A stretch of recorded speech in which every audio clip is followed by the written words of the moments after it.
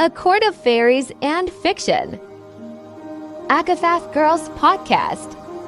Hosts Mel, Liv, Aka, and Lily. A bookish theory and discussion podcast for the ACOTAR, Crescent City, and Tug series, as well as our Fable Book Club reads. ACOFAF Fable Book Club. My Feral Romance by Tessonja Odette. Hello, everybody. Welcome back. Today, we are going to be doing part 1 of the My Feral Romance book club episode by Tessonja Odette. We have done a Rivalry of Hearts. Check that out if you haven't seen that one already. Yes, I have the regular edition and the Butterfly Book Club edition with the sprayed edges. They're so pretty. So pretty. I think the artwork is underrated because she does her own portraits for the... Yeah. Uh-huh. Yep. On the inside. Why is it not picking up on me? Oh, there it is. I see it. Are they black and white in the book? I never looked. Yes. Oh, yeah, they are. Oh, okay. I screenshotted from my Kindle because they're in color. They're so pretty. Let me look. I was like, oh my God, I totally skipped past them the first time. It was weird. So let me lower my brightness so I can show you guys. This is Daphne. Oh, cute. And of course, with the freaking cigarello, Monty. And then she did commission art for the hardbacks under the dust jacket. Very pretty. I love that so much. And I believe the Butterfly Book Club one has some too. Yeah. So look how cute this art is. I love it. There, the dance scene. And then the front is the mirror scene. The mirror scene. Yep. And then on the back, the quote says, "This doesn't feel like hate. That's because it isn't." Mm-hmm. I love them so much. So, where a Rivalry of Hearts left off was, they were kind of having tension in many ways. We know that Daphne liked him, but he made the mistake of, calling her a pet when she was, in her animal form, which is unfortunate. And the prologue of this book does not make him sound like a good person. We were very frustrated with Monty at first. I was very frustrated with Monty. You were very annoyed at him. I almost did not finish. Yeah. Why? I could tell us why you were annoyed with him. He reminded me way too much of my ex. Did he? Yeah. Yeah, so basically he, like some male characters in other romantasy books, but he basically wore a mask of haughty arrogance and, things like that. But there was other mental things and home things going on with him that nobody really knew until middle of the book ish. We got a couple clues, but nothing solid, I think, till the middle of the book. But I can, unless I want to read this too. Yeah. Not to give any spoilers away, but so in the prologue, Daphne says, "Flippant, brash, arrogant, reckless. I have several choice words to describe Monty Phillips, and none of them are flattering." Mm-hmm. Which I love. That just is the perfect side. And then the end of the prologue is, "Because Monty Phillips doesn't deserve my tears or my friendship. I swipe roughly at my cheeks and the traitorous moisture there. Then I storm in the opposite direction without giving the asshole a second glance." Yeah. So she basically offered to go away with him, and he was like, "No, I'm good." and he up left, and they haven't seen each other for months. So she says, "My opinion was set the day I began my internship at Fletcher Wilson Publishing. The first thing Monty said to me was not 'hello, how do you do,' or 'nice to meet you.' It was, 'I must inform you my personality is twisted. Don't take me too seriously.'" And she says, "All the while, he had a crooked, dimpled grin on his too handsome face. I simply stared at him, canines bared in disgust. Unlike him, I was taking my new job very seriously. As the only four-legged Fae employee at Fletcher Wilson, and perhaps the first Pine Marten of any of my coworkers had seen in person, I needed to make a good impression, do the right things, say the right words. I've failed at integrating into Sealy society once before. I wouldn't fail again." And then he called me Daffy, not Daphne, the nerve. And then she says, I now catch sight of him in Fletcher Wilson's lobby for the first time in what feels like ages, and there isn't an ounce of annoyance in my heart at seeing him again, only joy. For all my talk about him, about Monty Phillips' flaws, I've come to consider him one of my favorite people. Odd how the most annoying personalities can wriggle their way into your heart like a parasitic bug. That sums up Monty nicely, a heartworm, one that's slithering away from me. And then he kind of like retreats a little bit, and she says, his retreating back reminds me how long it's been since we've had a full conversation, since we chatted and laughed like friends. At least I thought we were friends. Can two people still be friends even if they rarely see one another? And then she says, the thought that I might not see him again for months on end has his name leaping from my lips, twisted into a question. Monty. Oh, poor Daphne. She has such a crush. And then it says, his eyes sweep over me, and I'm reminded that he may look the same as ever, but I don't. The last time he saw me, I was a pine marten, a small creature with a fluffy tail that frolicked on 4 paws. Now I look like a woman. So we were introduced to her female form in A Rivalry of Hearts once before they went to the theater. And she tried on a yellow dress. Form? You mean her human form? Yeah, human form.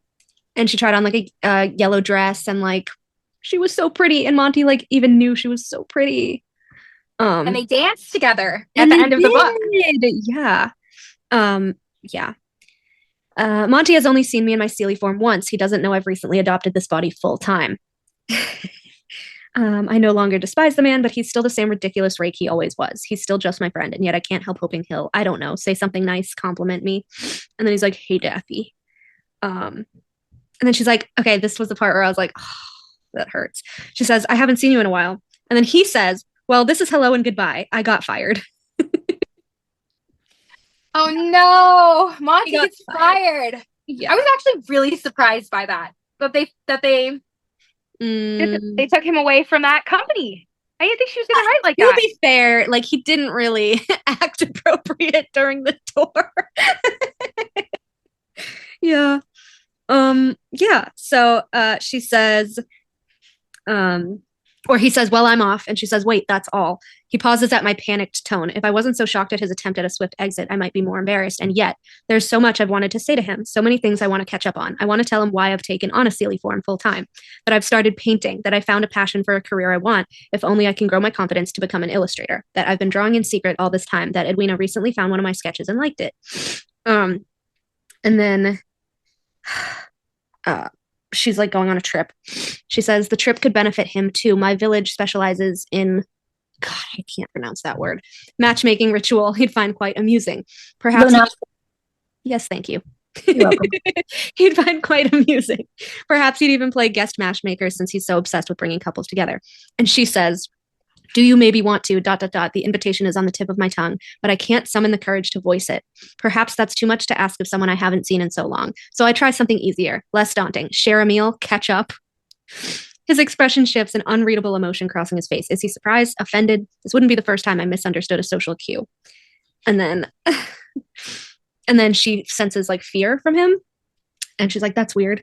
Before I can assess it further, it's gone, making me wonder if it was ever there to begin with. Monty's expression turns smug as he saunters up to me. I freeze at his sudden proximity, my breath catching as he lifts his hand and pats me on the top of my head.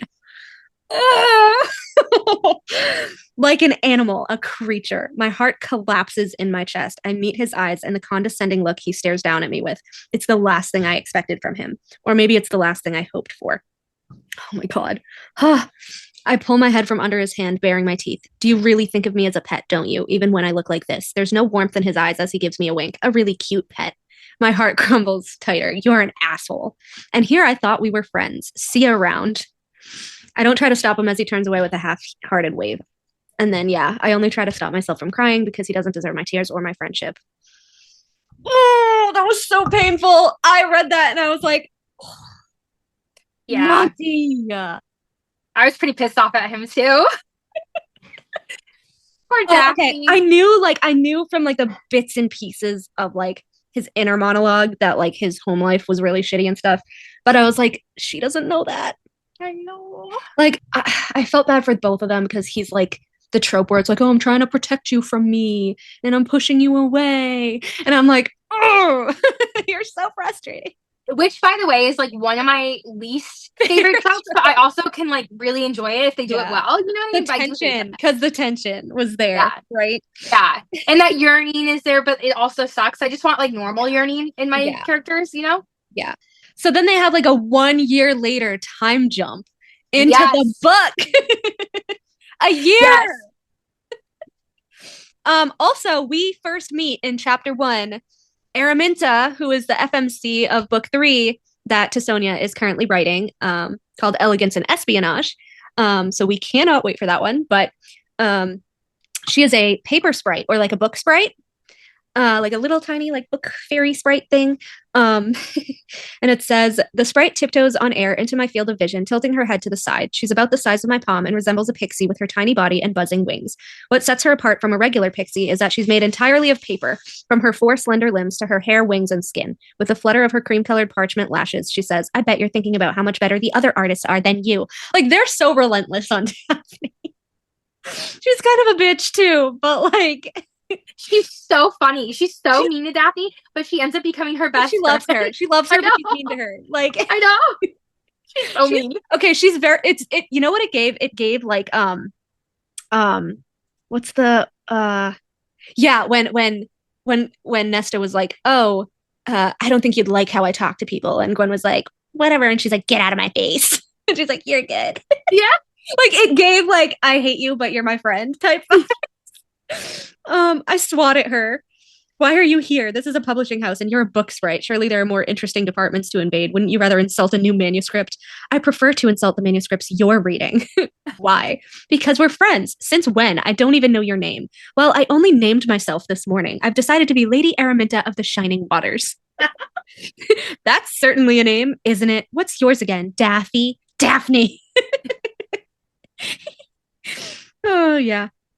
Yep. I loved, and then I think when we all were reading this together, we wrote that we loved the first sentence on the first chapter. Yeah. A lady, it was great. A lady of gentle breeding must be accomplished in a myriad of skills. Dancing, polite dining, witty conversation, music, and fine art. I only ever excelled at the latter skill while failing at all the rest. So cute.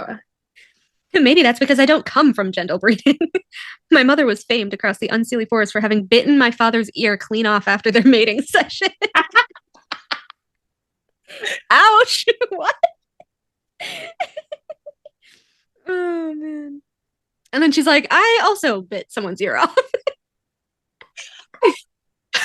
I love it so much. I love it. And then I suppose that's what he gets for trying to cuddle with the surliest pine marten in the earthen court and asking her to move into his tree with him.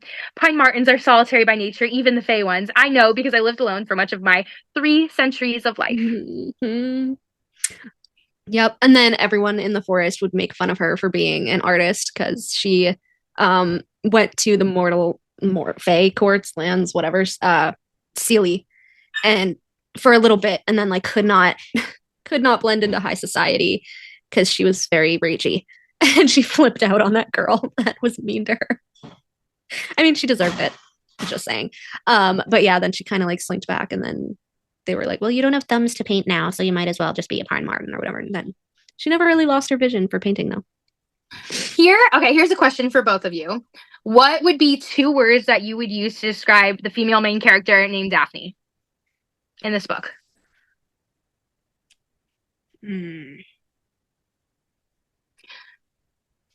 Sassy.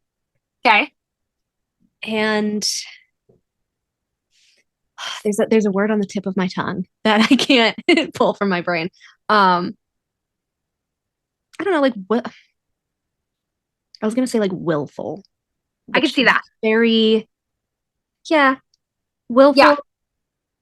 Maybe a little adversarial to like the Sealy population. I was gonna say autistic, but that's just me. Like, of a different character. Like I could see her being I could see a little autistic because she's also very confident. Yeah. Right? Oh, she gave a lot of like the autistic traits of like my cousin. Really? You think because so? he's very extroverted, and he like works at a hotel and like he's very personable, but his emotions can go from like 0 to 100 like really fast. And he just has like these little quirks. Like there's stuff that he really, really hates, stuff that he really, really loves. And like that was definitely Daphne. Like she loved the rain so much. Yes. And she was just like, I want to dance in the rain. And like all the people are there like running away from the rain. It was so cute. I loved her. Yeah. I loved it. And like when it came to like her like physical human body and stuff too, she was like not afraid of like being sexy or not at all. Wearing clothes. She was very much like comfortable, which I was like very confident. She was so cute too. She's so cute. With her little bob. I know. The other bob. I love it. I just love her so much. Let me see.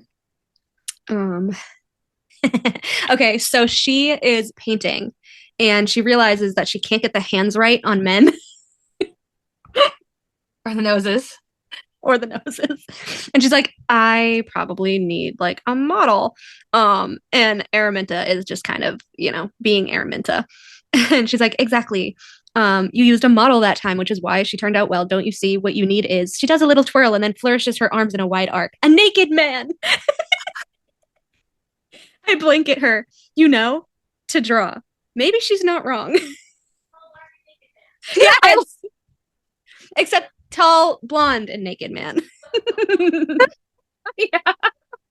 There's a Charmed episode where they think Prue was kidnapped and she was taken by one of like the villains, but he's actually like not a villain. And they find her like naked with him. And we thought you were in danger. And Phoebe was like, yeah, in danger. It's the tall, dark, and naked man.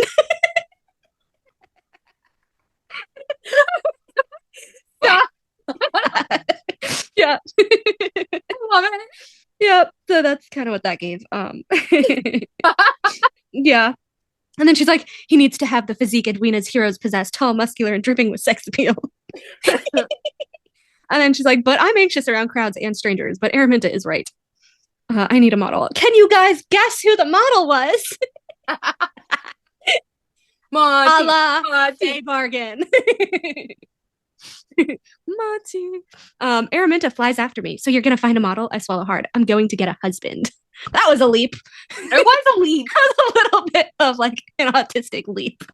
I was reading that too, and I was like, "Oh, she's gonna hire." Oh no, she's getting married. Oh, she's like, I'm not looking One at a small naked leap man for unless he's married. One small leap for autism. Okay, I was just like, that was like a huge leap.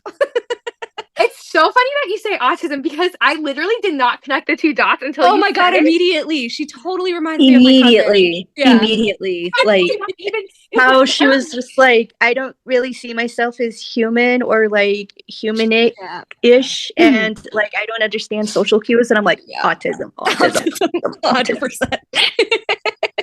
So that is so funny. And then it's so true. It was literally like, I need a naked man.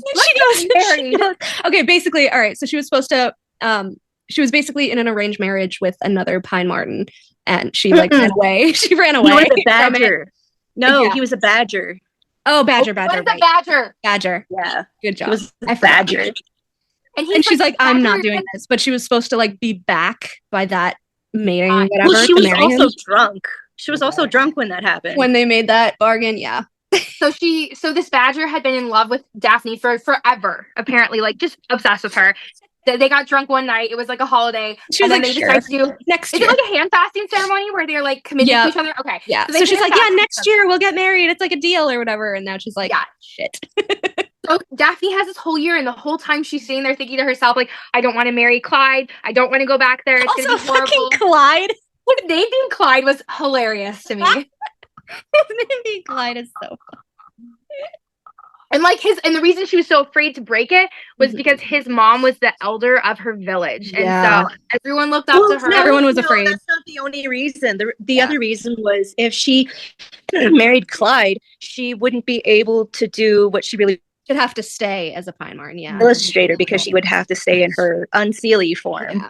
And then us having to use her humanish hands, and she loves her animal form, but at the same time she really wants to draw, so she's had this dilemma. But also because like Clyde, like it's so complicated. Mm-hmm. It's so complicated, but she's just like, I don't want to marry him. Like, I'm not crazy about him. And then Araminta points out that, like, you use your own body as a model. And she's like, oh, maybe I do. She's like, you use yourself as a naked model. And she's like, oh, yeah. And that's, yeah. Oh, but that's also why, like, her female figures look so damn good. yeah. Because she uses herself. Why shouldn't I use myself as a model? Mm-hmm. And then we get to Monty's chapter, which is chapter 2. Okay, can I just say, this is nothing against Tessonja because we love her. The amount of times the freaking cigarello is written into this book. It became a long-running joke. It's his emotional support cigarello. Leave him alone. I know, but it's every I love that. scene. He's taking out a cigarello. He's smoking a cigarello. He pulls out a cigarello. I'm like, well, you know what that it was just like cigarello with, count right? 550. No, what is it filled with? Oh, is it? And some other herbs. Oh my God, Olivia, you're so innocent. So then, was he actually smoking it or was he just holding it?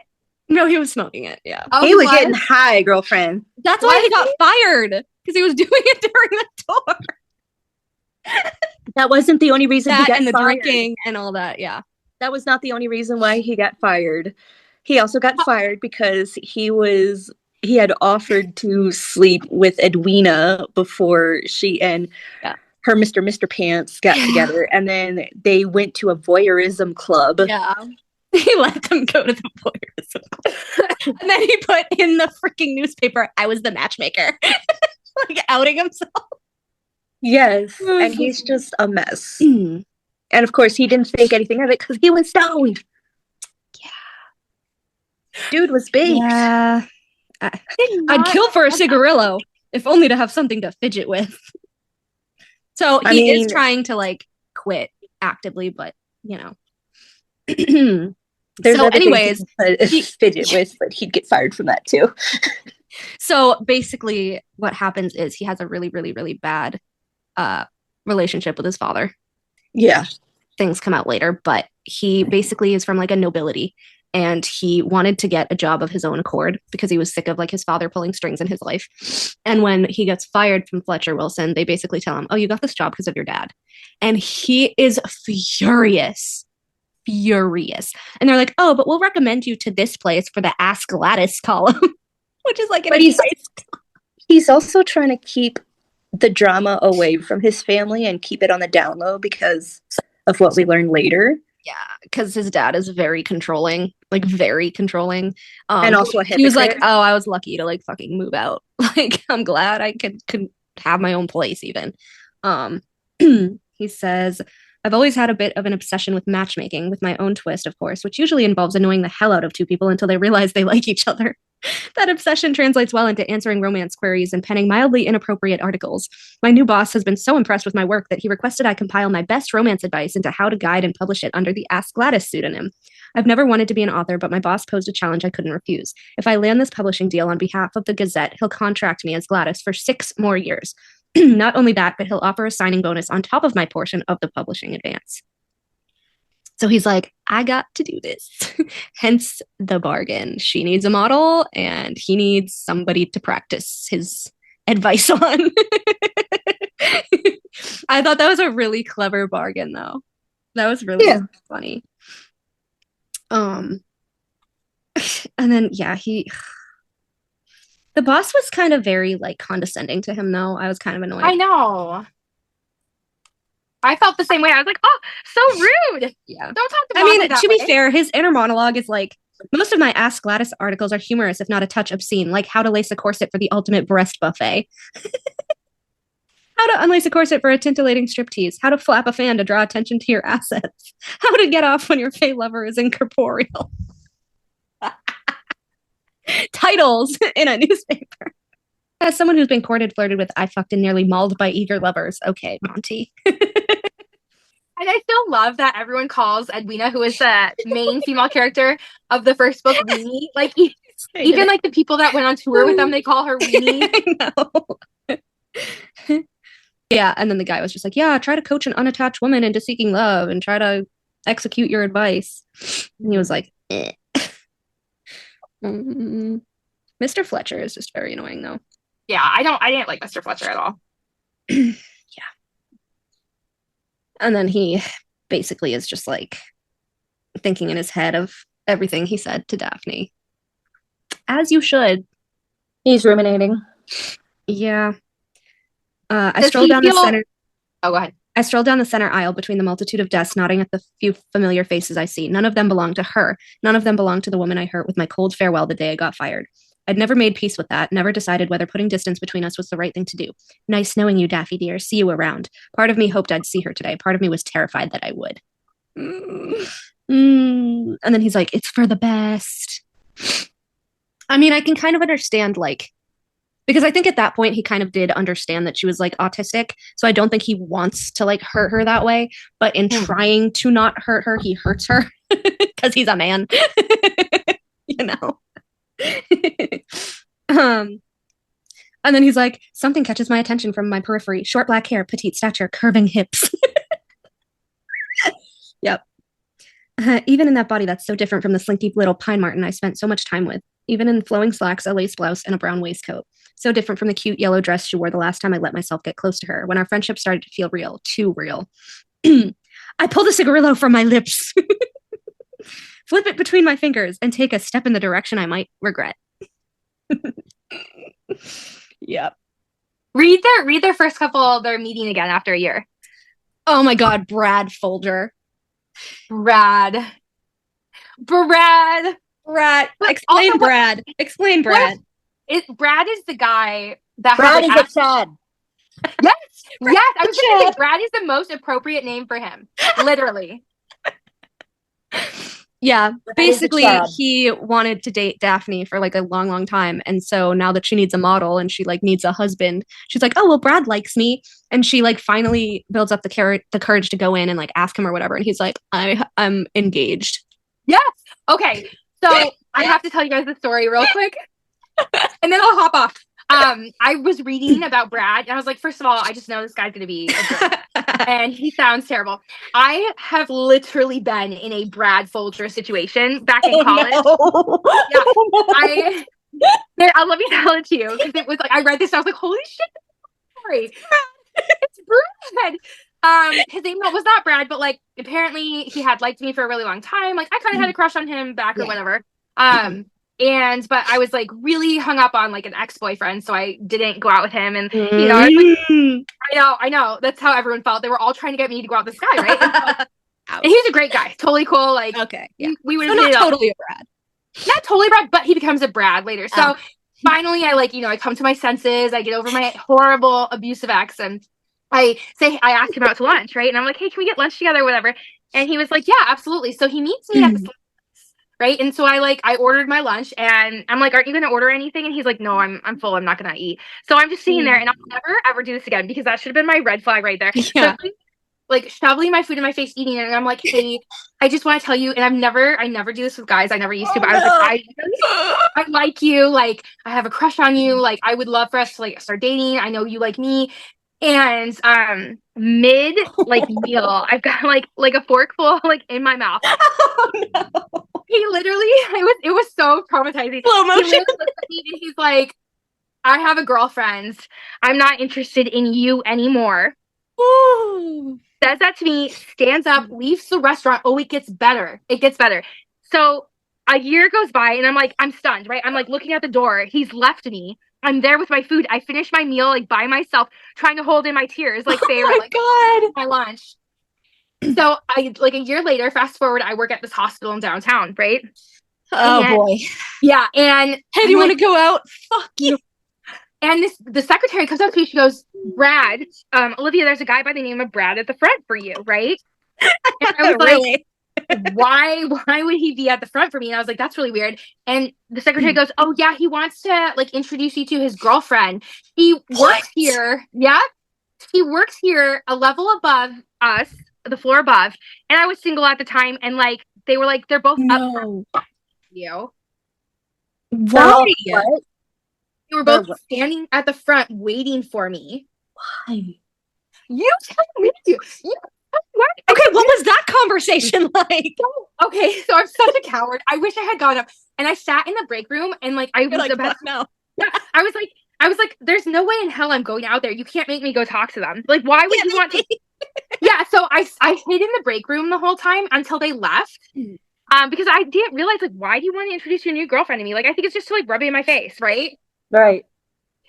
But long story short, that was my Brad story, and ever since then. And then a guy named Ryan walked into the break room. Oh my god, would love that. No, I was single for like 2.5 more years after that, and I used to like lament on that story all the time of like what happened. It was so horrible. That's what you meant. That's So I awful. got Bradded. So this was a little close to home. It was super close to home. Sonia. Very close to home. Oh no. I read it and I was like, oh yeah. You've but been for real, Brad. let me ask you guys, would you fucking Brad. Would you guys have gone and talked to Brad at the front of the No. I would have told him, get me a coffee and then maybe we'll talk. And No, I get wouldn't have yourself even gone something. out. He can fucking wait for hours. Screw him. I love it. No. I love it. Nah. It was weird. Yeah, no. Yeah. Horrible times. God. Where's the hold on. She's like, okay, so she's mentally reminding herself to be polite. And like kind of forcing out, whatever. That's an and autism. making small talk, which she very much doesn't like. Don't be blunt, be polite. Right. How do I do that? Yeah. So she just blurts out, I'm ready to give you my answer. He goes, about what? She goes, It's like it was 3 months I'm ago. not sure I follow. Because this was 2 years later. Oh yeah, it was 2 years later. Yeah. And then he basically kind of remembers, and then he's like, I asked you out for drinks 2 months ago. Yeah, it was 2 months ago. And then she said, so you do remember. What a relief. I thought you forgot. His expression turns apologetic. 2 months may not seem like a long time to a fae with a lengthy lifespan like yours, but it can be for a human like me. I'm already courting someone else. Well, no, to be fully transparent, I'm engaged. But also, engaged in 2 months, Brad. That is not that long. Brad is a tool bag. Brad is a Chad. Brad is a Chad. She goes, Brad so is a 2 months Chad. is too long to wait to answer a man's offer for a date. Should have figured that out on my own. Oh. And then she just goes, would you model for me temporarily? He's like, model. She's like, and then he's like, the sexy covers. I'm afraid I can't do that.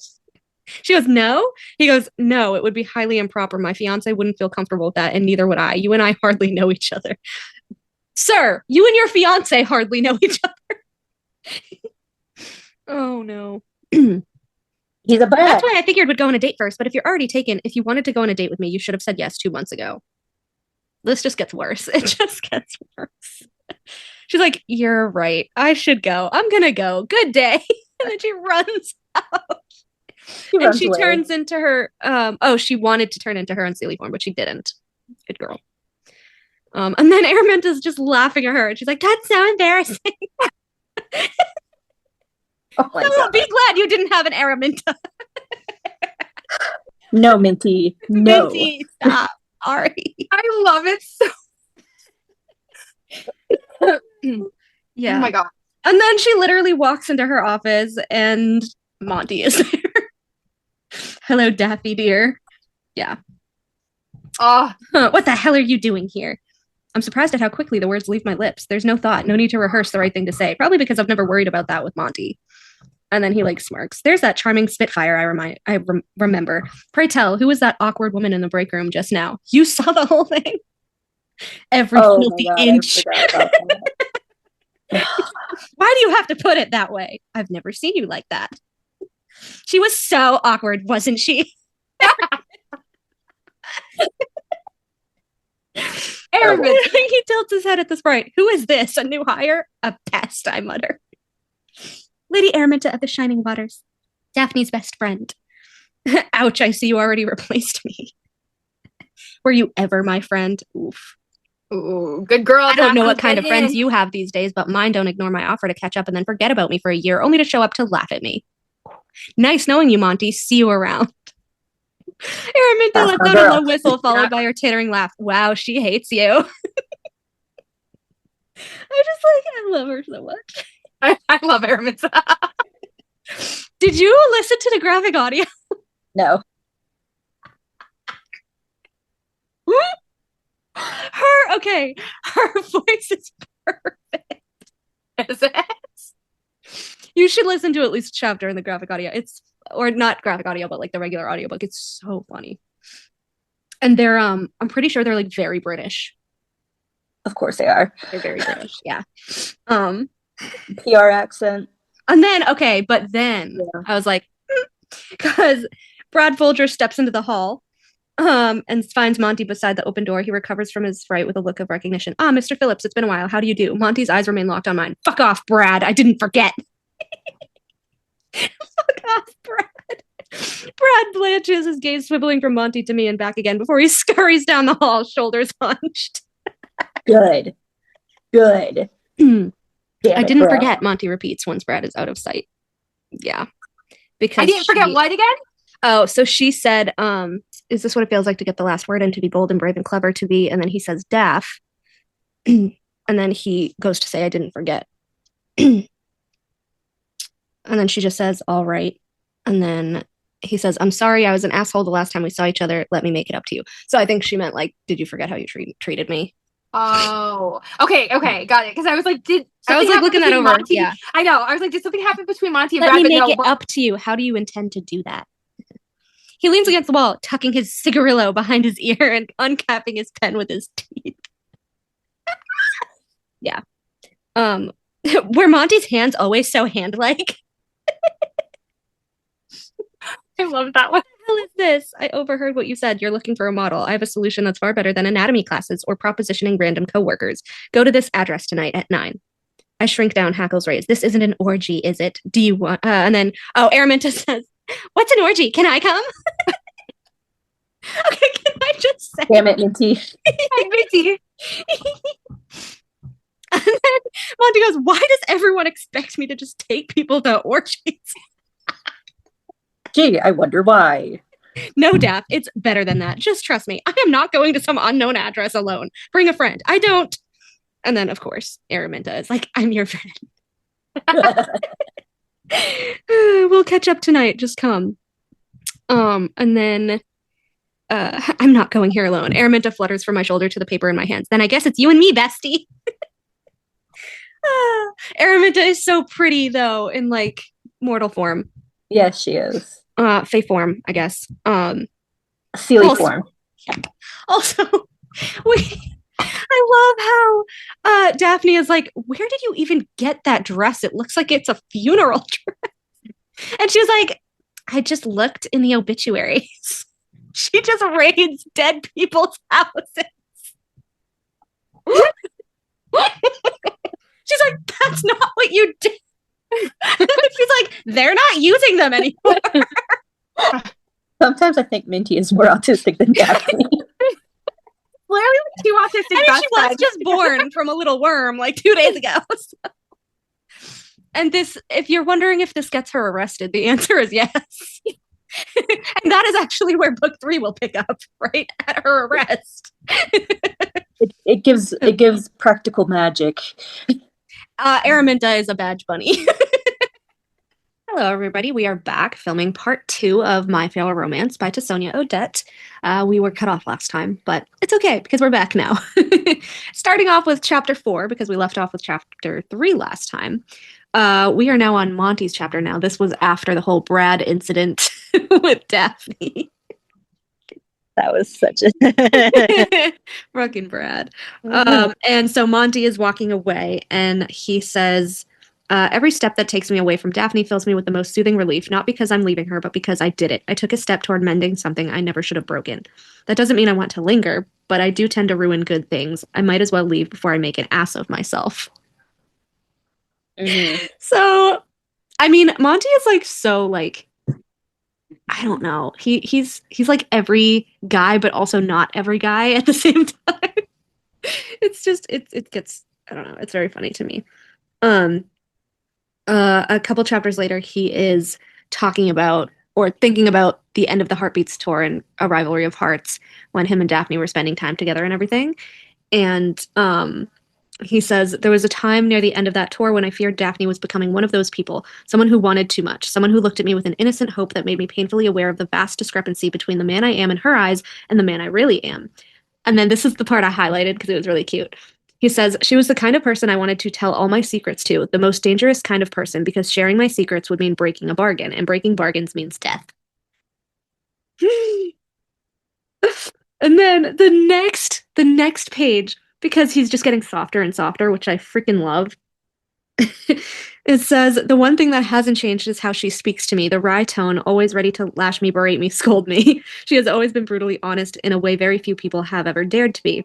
Yet her jabs have always come with a dash of care, a barbed whip meant to bring me to heel and let me know when I'm taking my often twisted proclivities too far. And it says, she tames me in a way that feels like a hug. I've missed that in my life desperately. I highlighted that one because I thought that was a really good one. I love that one, and I actually think I highlighted it too. Yeah. And then he has a cigarillo again. Of course. He's like, the moon petal. Yeah, and then we get to the part where these two big intimidating dudes come up to him and is like, where's our payment? And we're like, what the frick is happening here? Where's our payment? And then he says, from the fidgety movements paired with his beady eyes, I would guess he's a squirrel fae. Payment's due today. You don't need to remind me. How are you going to pay? The usual way. Right, you know what to do then. So this is when we realize that even though Monty likes to do boxing, he has been throwing matches on purpose to pay off these debtors that he is indebted to because he did not want to continue mooching off of his awful father, who he doesn't get along with. So he kind of cornered himself in both situations. So in order to escape someone bad, he kind of threw himself at someone worse. Kindly fuck off, dear gents, and I'll do what I'm supposed to do.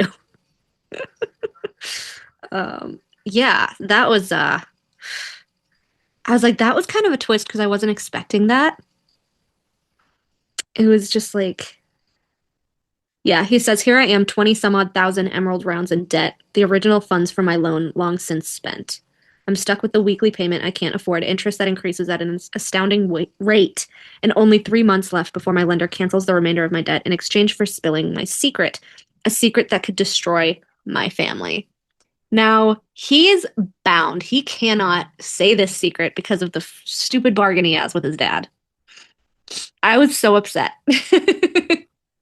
I loved, though, how like near the end, Daphne was like, you do realize you could just talk back, right? Like you could just tell him I'm not fucking doing this. Well, it's also a gag order. Huh? It's also a gag order. Yeah. Because he is kind of like a high society type of person. And he does say, like, I can't let that happen, not for my father's sake, not even for mine, but for my sister's reputation that I care about, and my mother's, our estate staff. And then I was like, really? Mothers? Really? You mean her mothers? That's the real reason I need the publishing deal and the 6-year contract of employment at the Gazette. With proof of long-term employment, I can secure a legitimate loan with a reputable bank. Ugh. It's just like, he just digs himself further and further into this hole. Poor Monty is like, he's facing some serious debt here.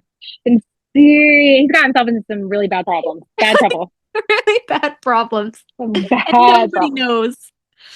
He's just like, I'm just a jokester. And I'm like, oh my God. I think at some point in everyone's life, we have all met and known a Monty who's just perpetually in trouble, who, you know, is like deep down a good guy, but just a little bit lost. Yeah, exactly. A goofball. We've all known a Monty. We've all known a Monty. Chapter 5 opens with Daphne going back to Fletcher Wilson, and I highlighted this part because I thought it was hilarious. It says, I bite back a yelp and whirl around. A young woman stands there towering over me by several inches. She has pointed ears, pale lilac hair, arranged in a single long braid, and the most extravagant black gown in a style that hasn't been fashionable for at least a decade. Her sly grin is all that sparks recognition. I pull my head back. Araminta! Why are you surprised? I said I'd be here. Her voice retained some of its girlish quality, but with a depth it didn't possess in her tinier body. I'm surprised because you look like this. She titters, which tells me this is Araminta. I'm not going to enjoy a night on the town in my unseelie form. Honestly, Daphne, what a silly concept. Oh, Minty. Minty. Love you. So funny. And I love, like, Daphne goes, why is your hair purple? And Araminta goes, I don't know. Why is your hair black? Yeah. That's so funny. And then Daphne's like, while I expected her hair to resemble the paper strands she has in her unseelie form, I can't say my hair looks like my pine marten fur either. I'm gray brown in my unseelie form with a cream throat and underbelly, even though some fae retain similar features from one form to the other, not all do. Apparently, Araminta and I are the kinds of fae who don't. I turned my attention to her black dress, scanning her overly puffed leg of mutton sleeves and the ridiculously high neck of her bodice. You look like an old widow. Why, thank you. Where did you even get a morning gown like that?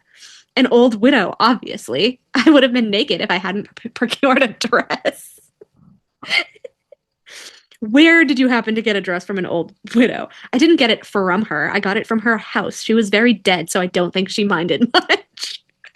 You stole a gown from a dead woman. Her will hasn't been read yet. Until then, her things don't belong to anyone. Araminta. I mean, she has a point, but the breaking and entering part isn't good. Damn it, Minty. How did you come to know about a newly dead widow and the status of her will? From the Gazette obituaries, of course. Such an informative publication. I literally can't wait for her book. It's going to be so funny. I cannot wait either. She is absolutely hysterical. Yeah. And with a grumpy cop. Grumpy cop stranded on a cruise ship. Like, I can just, yeah. Yes. What we talked about with Tessonja. So funny. I cannot wait for you guys to see Tessonja's interview next Sunday. We kind of have like a little triple threat going on. We had Fanfiction Friday, we had this episode, and the next week is going to be Tessonja's interview. So stay tuned for that because it's amazing. And then Daphne says, or Araminta says, the clothing of dead people smells almost as good as paper. And Daphne says, you are positively morbid. Is it too late to cancel my night? I can't tell you how excited I am to be out in the town with my best friend. They crack me up. Yeah. So then, okay. Yeah. Literally, I literally forgot about this night of them going out on the town up until you just started talking about it. And she's seriously so funny. Araminta carries this chapter, like with everything that she does. So they go to the address that Monty had given her, which is the boxing fights in this like abandoned building that's been, redecorated as kind of like this bar/boxing ring. And they get there and like Daphne's kind of freaking out because of the crowd and Araminta's just having a good old time despite literally being like a bookworm 2 days ago. Literally a bookworm. Literally a bookworm. And I just thought it was funny that Araminta's like, yeah, I'm gonna go fuck this dude in the back, so have fun. What? Like, ma'am, first of all, what do you even... I know you're a bookworm, but like... I mean, did you ask me if I was a bookworm? And the guy becomes obsessed with her. Obsessed with her. Loves her. And she's like, yeah, now he's too clingy. I can't. She breaks up with him. And then she's bawling to Daphne like, but now I miss that he was clingy. I love Minty. She's so hilarious. I know who she wanders off by herself, comes back with some man. She's making out with him, sleeping with him. Couple days old. Right? She's just whatever. And then she isn't seen for days because she's holed up at this man's apartment with him, right? And she comes back and Daphne's like, where the fuck were you, right? And she's like, I was just, with whatever. And then she's like, I also got a job modeling for commercials.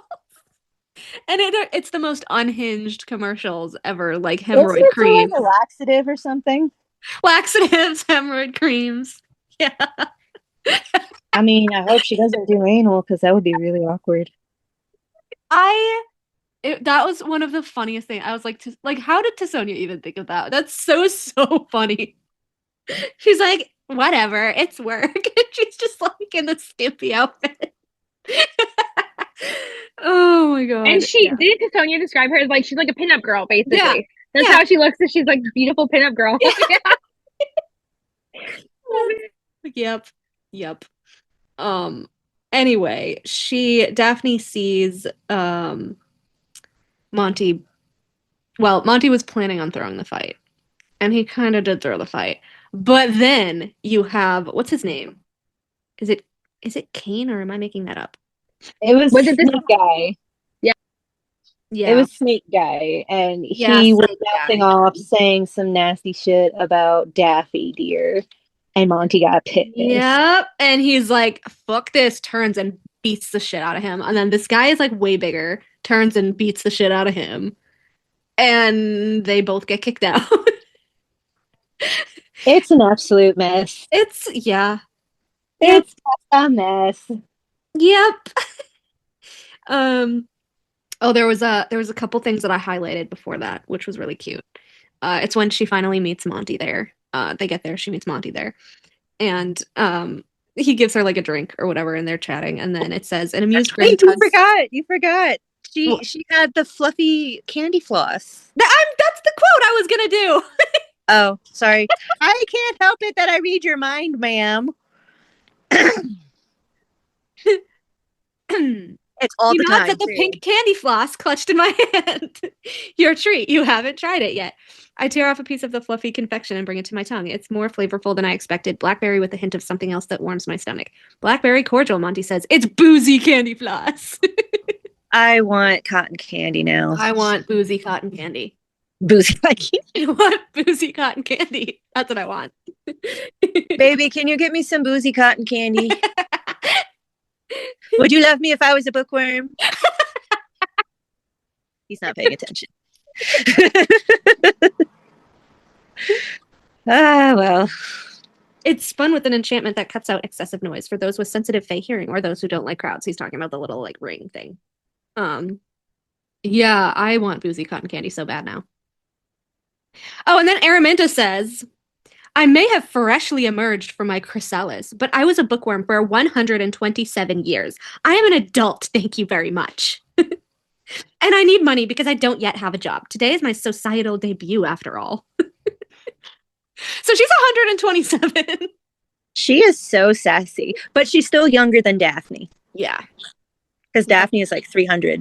And then Monty's just like, here, handing her emerald chips. Have a blast. Araminta squeals and accepts the currency and darts off. I'm mixed with a pang of worry and envy. How is she so much braver and self-assured than I am? Then Monty's like, so you got yourself a bookworm. And then I love how Daphne's like just watching his mouth as he smokes. Wait, is that when he eats the cotton candy off her finger too? Mm-hmm. Yes. Yeah. Yeah. It's great. Oh yeah. He does. She has some on her finger and he like licks it off her finger. And she's just like, oh shit, what do I do with this? Bold. Yeah. Yep. And then he's like, I had no idea bookworms metamorphized. And then she's like, neither did we. I had to bring in a paleontologist to consult on where the papery sprites were coming from. We knew bookworms were a type of sprite, so it made sense the paper pixies were sprites too. Apparently, it's a new development for bookworms, and not all of them choose to do so. And then she's like, thank the all of all. It's like, thank God. Can you imagine if Araminta had a posse of bookworms? Yeah. Yep. You know she would just be trouble. Wreak havoc everywhere she goes. Yep. And then there's like kangaroo fae and snake fae and like all these, Gabby Stabbington. Her name is Gabby Stabbington. No one uses their real names here.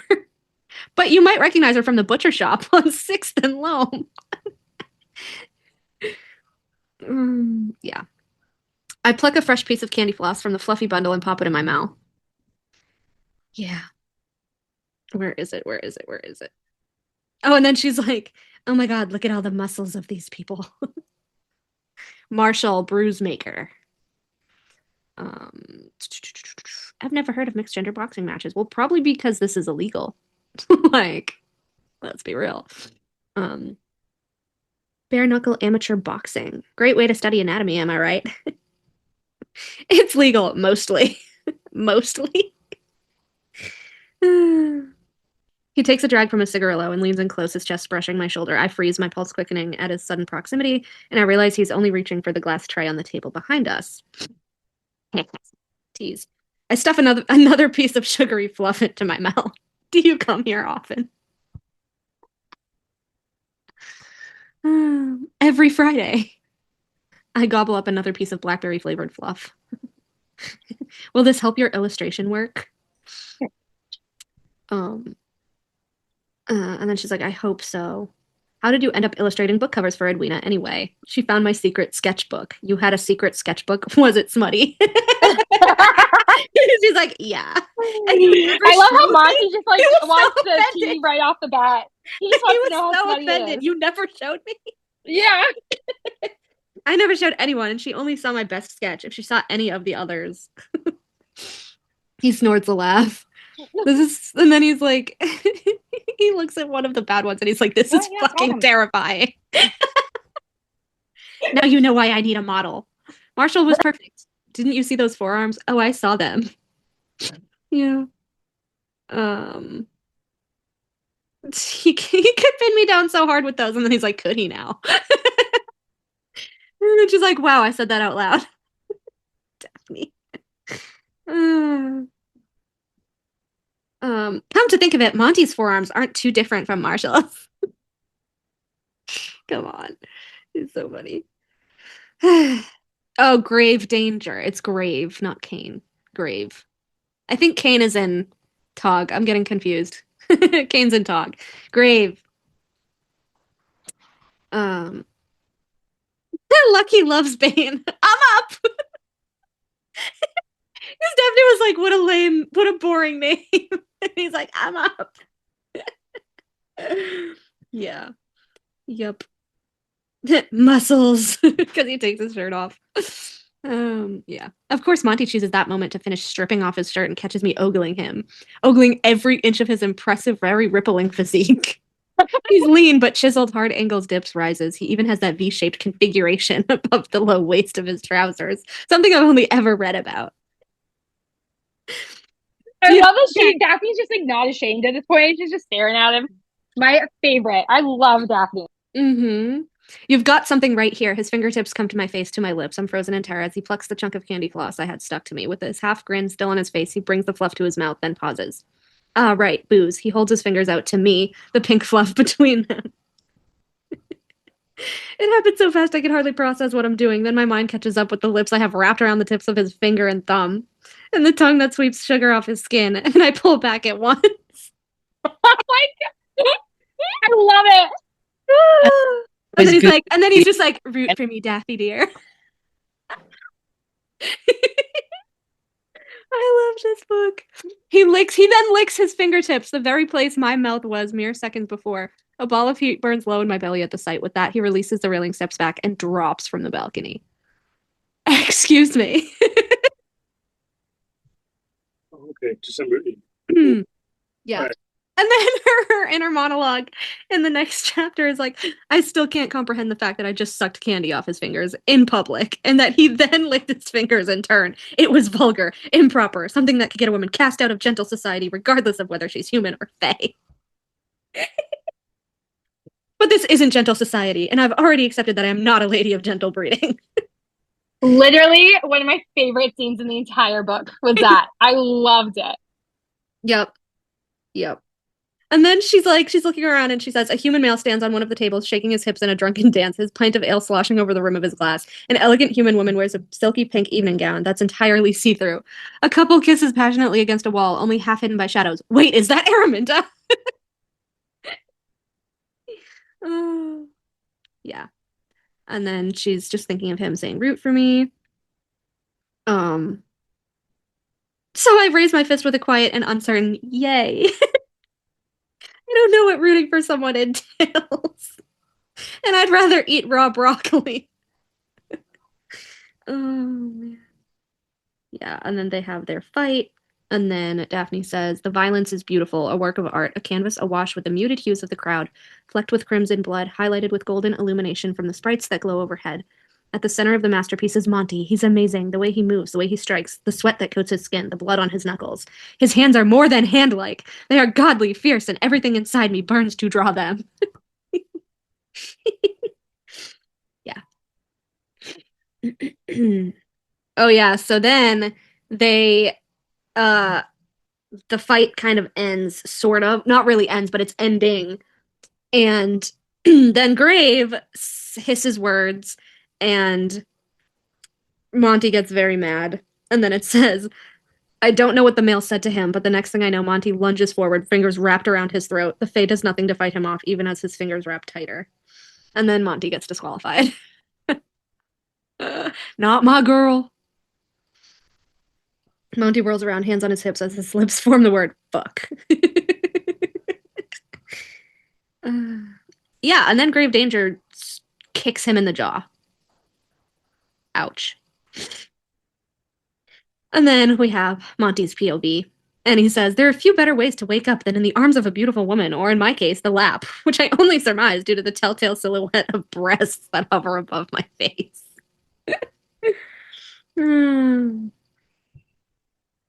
Yep. And then he realizes it's Daphne, obviously. Thank God you're not dead. I expected tears, Daphne dear. What? Tears? You once told me you would cry if I died. Call back! Call back! I loved that. Are you talking about the time on tour when I said I'd weep over your remains? That's different. The subject of your demise began with me stating I'd pay to see you get struck down by lightning. And then I said I'd laugh if you got hit by a train. All right, only then would you weep over my remains. Are you concussed? I'm not concussed. Oh. What the hell did you say to him that made him want to kick you in the head? And why did you choke him? Ugh, what did he say? Was it my fault? Why the hell would you think it's your fault? I sort of snarled at him.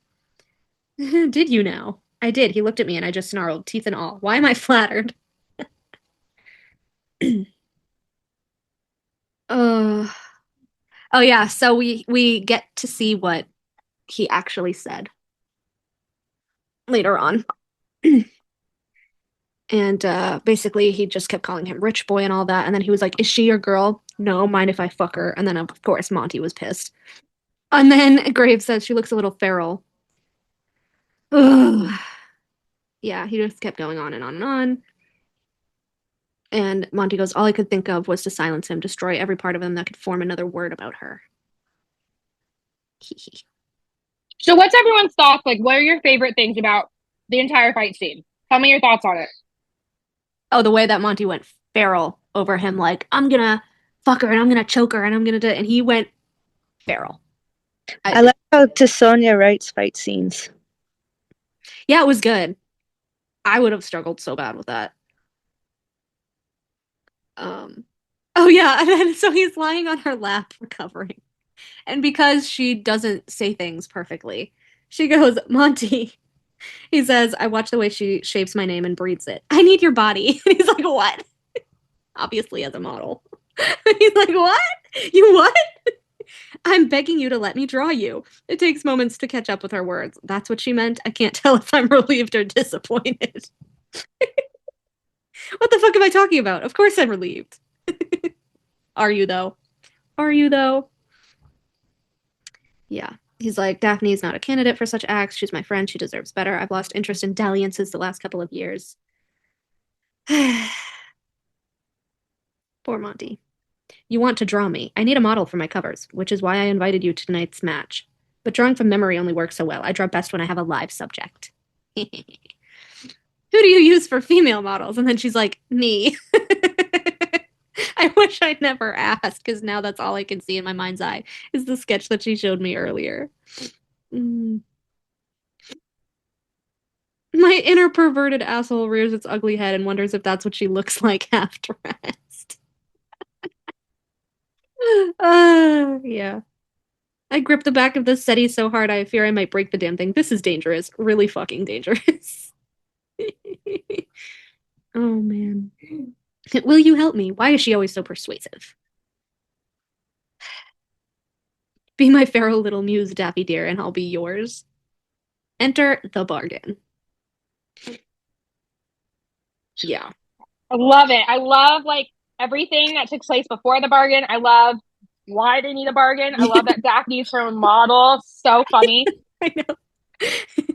And then I love how like it comes out in the next chapter that he's Gladys, and she's like, "You're Gladys," as in ask Gladys. And then she like rattles off all of his like smuttiest like titles. Let me get this straight. You give love advice to women as a man. Who better to write about fantastic fellatio than the one receiving it? He's so funny. It's so funny. Oh my god. And it's like a hit, right? So he's this author of a romance. Is it like a romance column, basically? Yeah, it's love advice. It's like an ask advice. Yeah, love advice column. Yeah. And then she has a very dirty thought about doing things to him. That goes with that title. Daphne has always been crushing on Monty, let's be real. I know. And then she's like, scum. And I'm not entirely sure which of us I'm speaking to. I believe the word you meant was genius, or maybe generous. I seem to recall you needing a favor from me after all. Yeah. Now that you know I'm Gladys, you may have surmised I'm writing a book. Yes, you wrote the address to the club on the back of your title page. Are you impressed that you own a fountain pen or that you know how to use it? Believe it or not, I always knew you were illiterate. Oh, yeah. And then he's like, I need you to go on dates with strangers so I can prove that my advice works. And it's just a mess. Because she actually has part of a good time. Until she doesn't. And he's just seething jealous the whole time they're at the fair. Yeah. Yeah. I loved, okay, the fair was probably my favorite part because it ends with the rain. And so they still have their bargain. So she still has to go out on a date with strangers and try to use his advice and all of that. And yeah. They get to, she basically tells him about the thing with Clyde because he asks. And then Monty's like, did you two take advantage of your inebriation physically together? And she's like, did we mate? No, he's like a brother to me. For one reckless moment, he seemed safe, and that is it. It was never romantic. You've gotten yourself in a proper pickle, Daff. That's what I have you for. Yeah. And then she's like giving him like directions of how to model, and she's like, look at your invisible lover like you want to ravish her. And he's like, am I not already? And then she laughs and she's like, you look constipated. I'm not an actor. Oh man. Yeah. That goes to oh, I love it. I love it. I love that scene so much. Araminta eats up my every word as I describe my bargain with Monty. I leave out certain details of our first modeling session, particularly the part where I took off my shirt and forgot about it. Yeah. Oh, yeah. She took off her shirt to get him to look aroused by something, and it certainly worked. It was great. She's like, you want to see my boobs? She's like, what about boobs? And she does flashes. And he's just like, ma'am. And she's like, What? yes, hold that face. And then she just keeps drawing shirtless. I feel like I would do that to somebody. Naming any names, but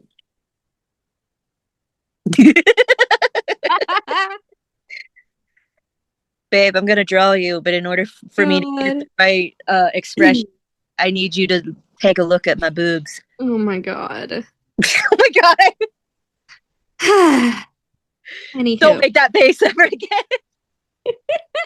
Wait.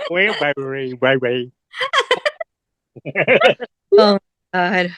Oh man. I love So you. anyway, oh my god, when he I actually loved this part. So they get to the park where like the little carnival thing's happening, and they're talking, and she's like, I don't recall agreeing to take fashion advice from you in our bargain. He stops before me, lips squarked in a sideways smile. Yet you obeyed my every suggestion. Such a good girl. Monty. My stomach tumbles at his praise. Count fashion as part of our case study from now on. You know how to properly walk with a man in public, do you not? It may shock you to hear this, but I once studied etiquette, so yes, I know how. Oh my god. They talk about her etiquette lessons. It's so funny. Yeah, so basically he sets her up. She's having a pretty okay time at first. He gets very jealous, and she goes, "You're practically the same age when I'm 3 centuries older." He's 28 and she's like 328. Aw. David was Erica's boyfriend at the time, and his friend Conrad was there, which really Brad and then Conrad, like the worst names for the most boring people. I love it. Rad. They're just rad. Yeah. I love how David's like, it's so lovely to meet Ari's parents. Hermit is like, not my parents. Who are your parents? I don't know. They're worms. Oh my god. Yeah. And he's just like, huh? What? Okay, whatever. Yeah. Monty goes, my gloved fingers curl into fists at the sound of Daphne on the stranger's tongue. I make a mental note to convince her to take a surname before our next lesson, just so fuckers like Conrad don't think they're special in being allowed to address her so casually.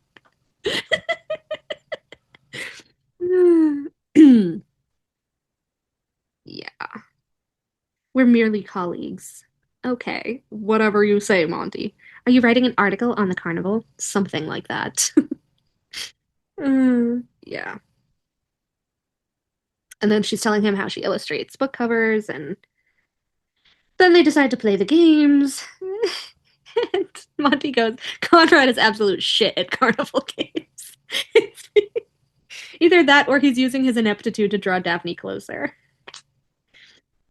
Yeah, he's so mad. How should I position this? He asks Daphne and holds the mock rifle in his hand. He's just getting so pissed at everything out of this man's mouth.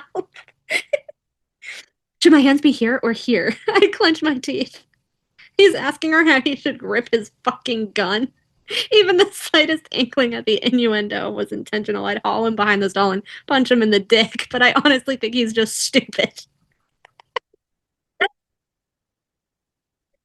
And then Daphne's like, maybe the way everyone else is doing.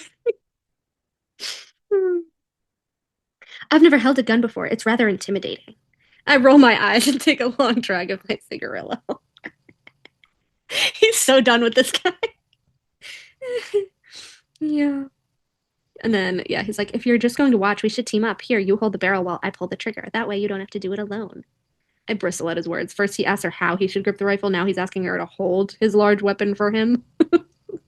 My eyes bored to the side of his head. Not one more insidious reference, you cunty bastard. And then he's like, you can sit in my lap if you want. That is the last fucking straw. I love Monty when he did that. I lost it. I clamp my cigarillo between my lips, reach for the rifle at the empty shooting station before me, swivel, aim, and fire. The smallest bubble on the mossy panel bursts with a loud pop. It's not that fucking hard. I snipe at him. Poor Conrad. He's here just thinking he's on a blind date. And then Daphne bounces over to him and she's like, that actually looks like fun. And then the guy's like, 2 year stations. I meet Conrad's disappointed stare and grin back at him. And then, of course, Monty's like, how about me and you do a game, and whichever loses owes the other a favor. How are you so good at this? Daphne says. I've gone hunting before. It's an aristocratic pastime. I've gone hunting before, too. I've probably killed more prey than you, though. Well, I've hunted with a rifle. Yeah. It's just so funny. And then they basically do the game and all that. They flirt a lot, even in front of Conrad. I think you're the only one looking. Are you really so flustered, Monty? Even after I almost showed you my breasts. It wasn't really almost. You kind of did. And he's like, we're in public. You can't talk about that. Worried about my reputation or worry about your own after you lose to me. She is the strangest combination of feminine and feral I have ever seen. Blazing hell, she is goddamn gorgeous. I love him. Yeah. Hey, Daff. Remember at the club last weekend when you sucked candy floss off my fingertips? She yelps, and it isn't a sound of triumph. And then he wins. She bares her teeth at me, cheeks flushed. It got me thinking, about what? About your tongue. Oh, no. Yeah, and then he starts talking dirty, and then she loses because she gets flustered. She gets so mad. She gets so mad. Why was there part of me that liked his vulgar teasing? Why are my lips curling into a grin? You played dirty! You played dirty first. You were teasing. Was I, or was I stating facts? Ooh. And then it starts to downpour. My favorite scene! Yeah, she loves the rain. Everybody is running to get out of the rain. She loves the rain. And she runs into the rain and she convinces Monty to run into the rain with her. And she's just having the best time until Monty falls ill almost immediately. He gets very sick. So she drags him back to her apartment and he is literally like down for the count sick. And she doesn't understand why. And at this point, we don't understand why either. We're like, okay, why is he allergic to rain? Why is he allergic to rain? Yeah. She says, what are we doing? We're running. I can see that. Monty isn't normally playful like this, blah, blah, blah. Says, we could wait it out. We could, but you wanted to run, didn't you? His curls uncoiled into damp strands that cling to his face as he turns a wild smile to me. You love the rain. I'm so moved I could cry. He knows I love the rain. He heard me say so when no one else did. He could tell I wanted to frolic and play. I yelp as my foot slips a little, and we dissolve into laughter. We might fall. We might. That's why I'm holding on to you. I can take you down with me. We can fall together. Something like that. So cute. Yeah. Yeah, and then Monty starts to literally burn up. He's like, I'm a little sensitive to rain. You're sensitive to rain? To rain? The stuff we just ran through and soaked ourselves with? Why the hell are you sensitive to it? I'll be fine. You gave me your jacket. I'll be fine.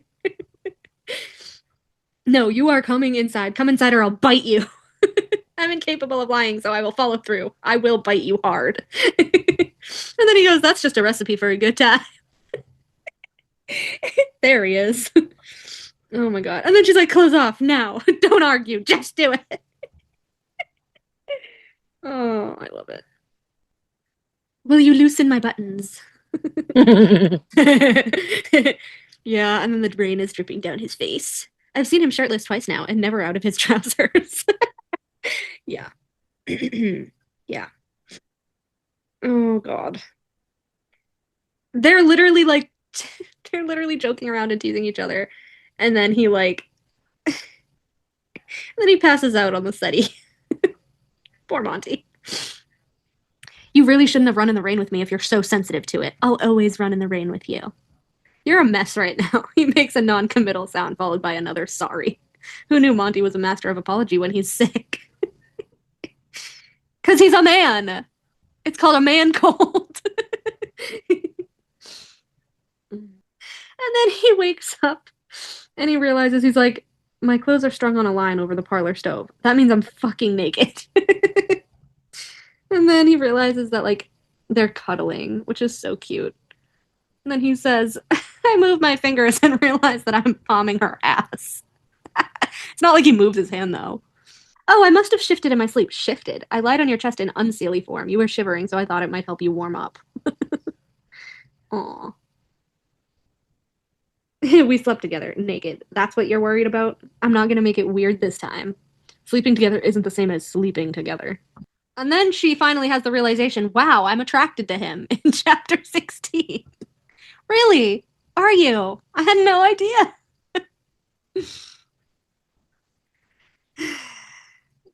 16 chapters in, and she finally figures it out. I love it so much. Yeah. I She's just like, I've love never how they're. experienced actual desire for someone before.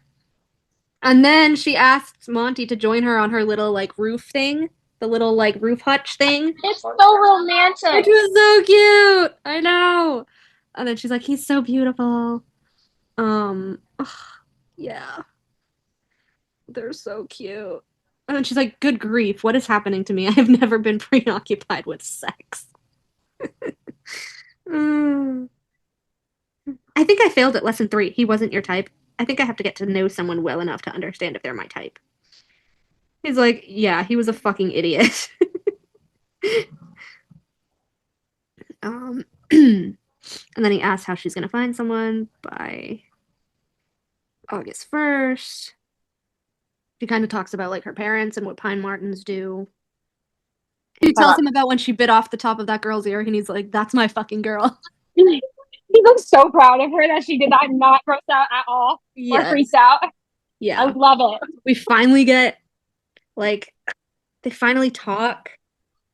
And then we get him working as Gladys, and he gets those letters. And he's like, Yes. Yeah. They go through a whole bout of her trying to learn his lessons, him modeling for her, and them having feelings for each other, obviously.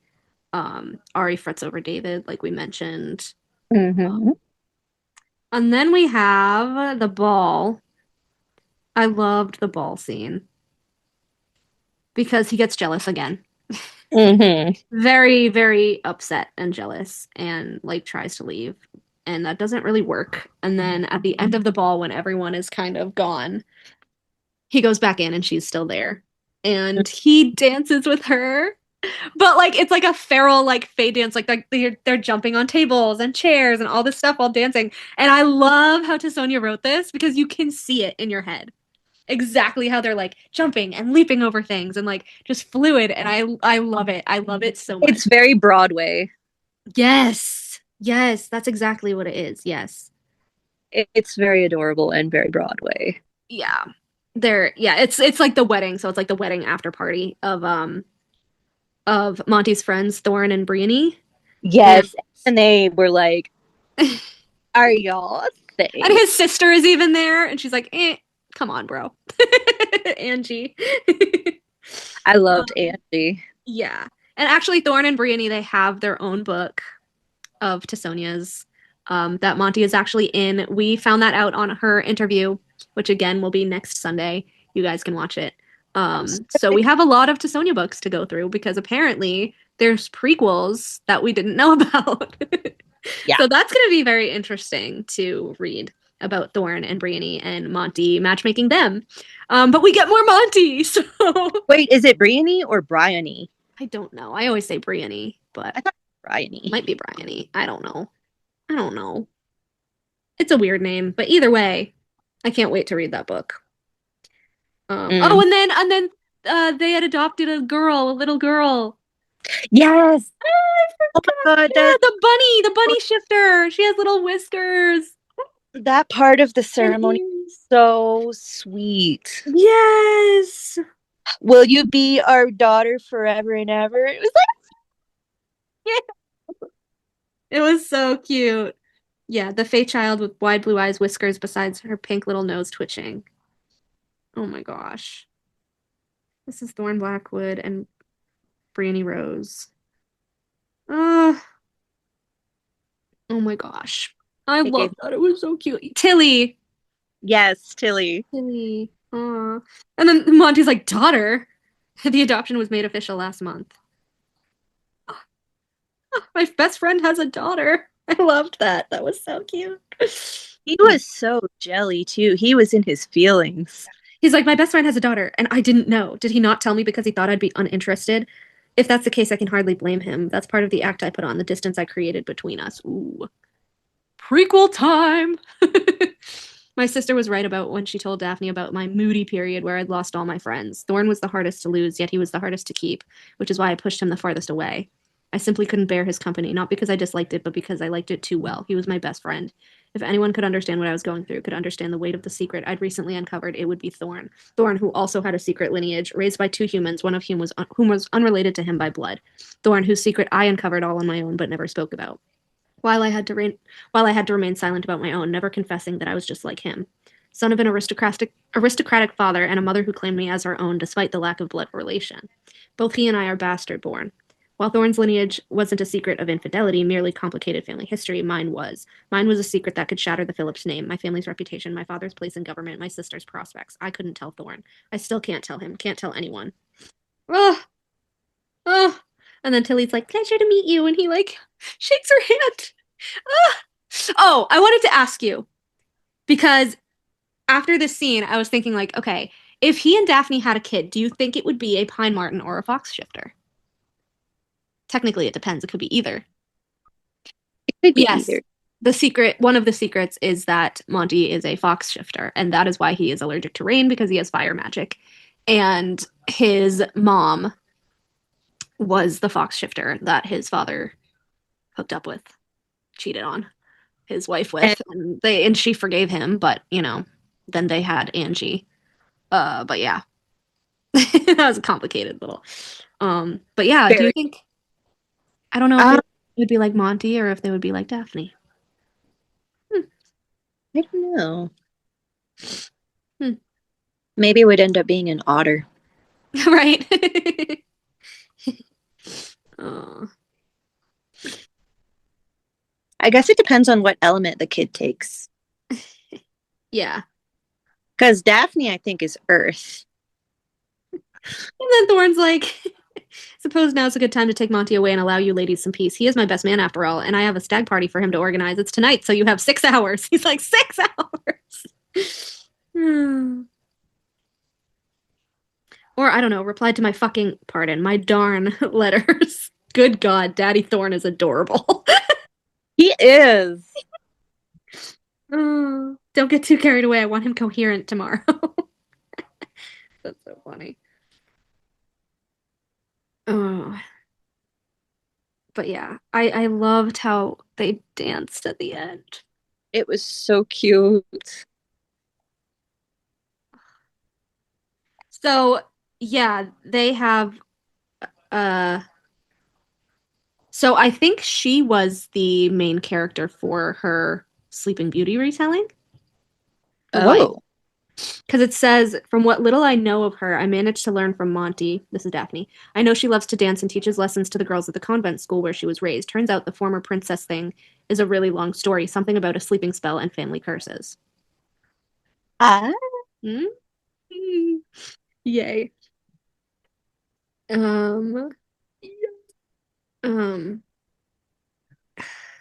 Oh yeah, and then Monty talks about his first love. Yeah. And how he didn't know that she was like his sister's bully, which was complicated. Very complicated. And it rocked his world, basically. Yeah, she befriended Angela just to get close to Monty. Angie doesn't know, and no one, including me, wants to tell her. Back then, Angie was bullied by her schoolmates, and Cosette was her only friend. As soon as Monty made it clear to Cosette once and for all that he was never going to be with her, she stopped talking to Angie completely. Thankfully, Angie has a bevy of good friends now. Yikes.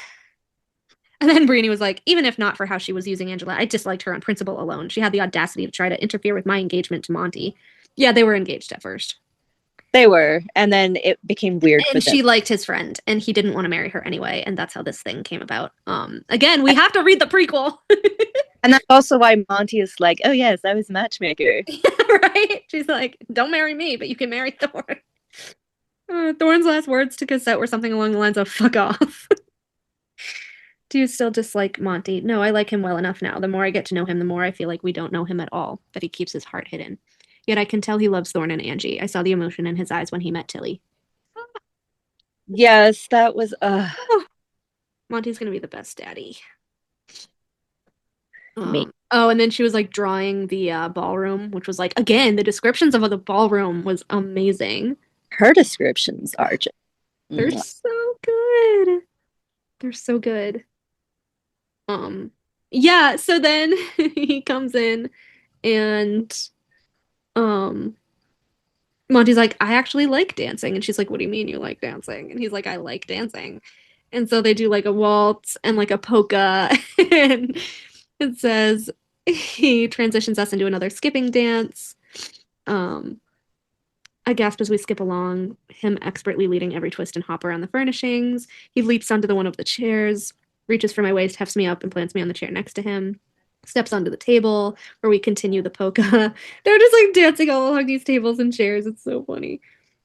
He's like, I see the way you leap over your furnishings at home. It feels a lot like how you move when you're in your Pine Martin form, doesn't it? That's why you do it. And then she's like, you noticed? He's like, it's cute.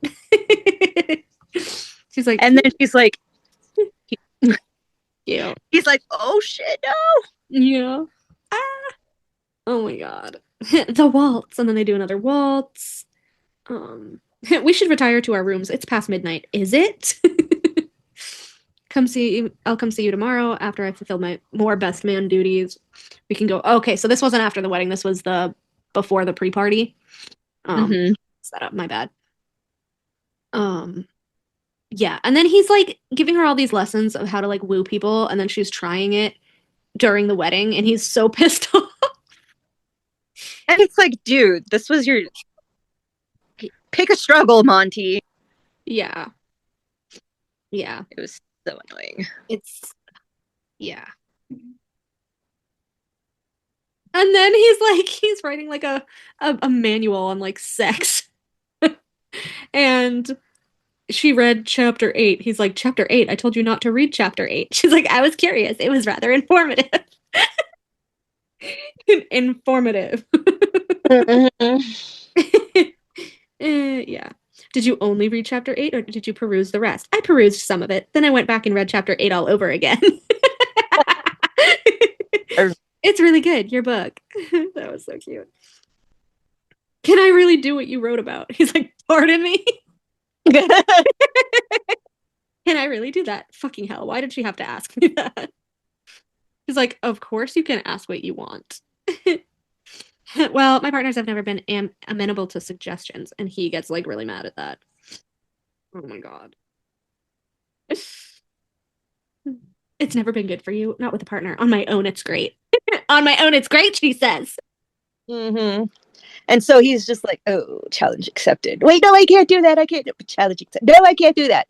He just wrestles with it. It's so funny. And then she's like, I might have bit him a little too hard. And he was like, Excuse did he me. not realize how great that would be? That's so goddamn hot, he says. Yeah, he did say. Yeah. And then she continues reading his book, which is hilarious. And then he starts like apologizing because he's all shy, which is so funny. And then he's like, let's move on to fashion. I did like, he was like, I hope you know you don't have to pretend to be anyone you're not. You deserve to be loved for exactly who you are. What lesson is that? He's like, it should be a lesson. That was cute. Yeah. The mirror scene. The mirror scene. This is a pivotal scene. Very pivotal. And very pivotal and very smutty. And it's like, you didn't secure the clasps. She's like, I'm just going to take it off again in another minute. Why? And then she's like, or you could undo it the rest of the way. She was so damn previous. Cue the best mirror scene. Cue the mirror scene. What chapter was that? Chapter 25. Well, it starts at the end of 24. Yes. By the way, let's not tell. Why would I undo your clasps? Do you require my aid? Daphne asks him. Well, it's, you see, about the pose I'm working on for the couple on the ballroom cover, she says. She was lying. I swear to God. Yeah. I haven't been able to get it right. Do you want me to pose for you now? Not a long session. I just want to see. Undo the rest of my clasps. He arches a brow, making no move to obey. The heroine's dress should slouch off her shoulders just so. And then they're like in the mirror and he's like, I love this scene so much. He was so sneaky about it. I loved it. because she was just like he was just so turned on already, and then she was like, "Oh, then you have to do this, and then you have to do this," and he's like, "What?" And then she's like, "The hero's hand should be here, lifting the hem to her thigh." He's like, "Fucking hell." He's like, just kill me now. Yep. Yep. And then they start humping. It's pretty hot. It's pretty hot, yeah, I will say. That, yeah, and then he starts feeling her, and that leads to more things. It leads to things. More things. Monty has a thing with his own fingers, so there's that. Yeah. And then of course they have like that whole like Nesta Cassian thing where he's like, if we do this, we just do it for the sake of sex. Isn't kissing part of sex? No. If we kiss, it's real. If we don't, it's just sex. I've Sir, been told that before. sir, I've been Failed told all that this time. before. sir. Yeah. Fine, no kissing. Yeah, and then it gets really hot. Mhm. For the entire chapter. It is an entire chapter. We have been blessed. We have been blessed. Yeah. Yep. Yep. And then she thinks that he's gonna kiss her in the end, and then like he pulls away. And she's like, "It isn't real. It isn't." He drops his hand and fixes my dress. I can't deny that part of me wishes it were. Ma'am. And then Monty's like, "Thorne's gonna kill me, I'm sure of it." After I answer yet another question with, "Huh?" Yeah. Oh. And then Patrick Wright. She's Monty's newest victim in his so-called matchmaking. He's helping her find a husband. So yeah, and then Patrick's like, "Can you introduce me?" And then he's like, "Fine." But he gets so mad. He's mad at Patrick the whole time. And Patrick didn't even like really like her. He just wanted a wife too. Mm-hmm. Usual type thing. It was very Bridgerton. Yeah. He was just like, "Oh, I'm not offended. I'm fine. I'm out. Peace." He like didn't care at all.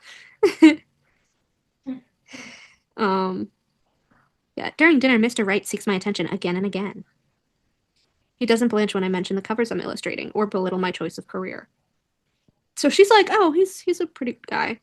And she's like, "Aren't I also doing this to find a husband too?" Yeah, she kind of has like a check with reality. Yeah. And she's like, Yeah. She's just disappointed. And then, oh my god, and then Monty whispers, he's like, "Daft, do you want to dance with me?" And then he gets cut off, and Patrick's like, "Will you do me the honor of your first dance?" Oh. Ouch. Pain. Ouch. And so she tries to ignore Monty for the sake of everything. And he gets upsetty spaghetti. And But at the same time, he's not picking a struggle, and yeah. He's he like, made me "My mad. advice is working, but I don't want it to work on her."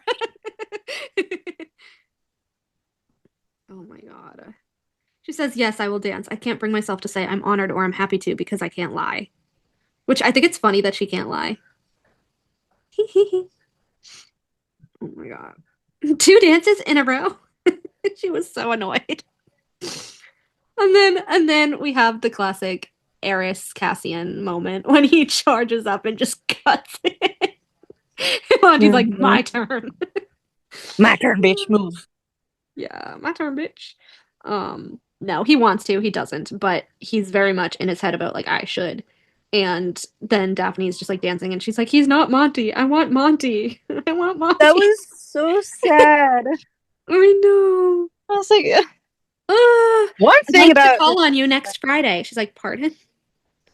there's something that has to be said about Tessonja. Like, her books, Oh, good. like, she makes really great fight scenes. And tension. Her intent, yeah, the tension was great. The descriptions of all these places, fabulous. Yeah. The hot scenes are super hot. Mm-hmm. And like, yep. Heartbreak is just so rude. Yeah. I